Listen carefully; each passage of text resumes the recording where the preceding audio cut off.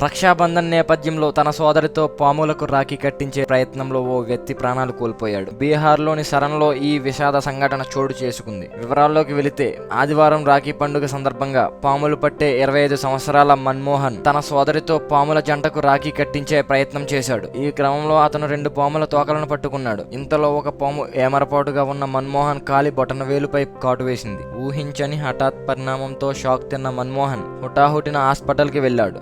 అయితే అప్పటికి విషం శరీరం మొత్తం వ్యాపించడంతో ప్రాణాలు కోల్పోయాడు. 10 ఏళ్లుగా పాముల సంరక్షణకు పాటుపడిన మన్మోహన్ పాము కాటు వల్లే మరణించడాన్ని స్థానికులు జీర్ణించుకోలేకపోయారు. కాగా మన్మోహన్ పాములకు రాఖీ కట్టించే ప్రయత్నం మొత్తాన్ని సెల్ ఫోన్ లో బంధించిన స్థానికులు సోషల్ మీడియాలో పోస్ట్ చేయడంతో వైరల్ గా మారింది. సో చూసారు కదా ఫ్రెండ్స్, మరిన్ని లేటెస్ట్ అప్డేట్స్ కోసం చూస్తున్నానండి పబ్లిక్ టాక్ టీవీ. నేను మీ సాయి కిషోర్.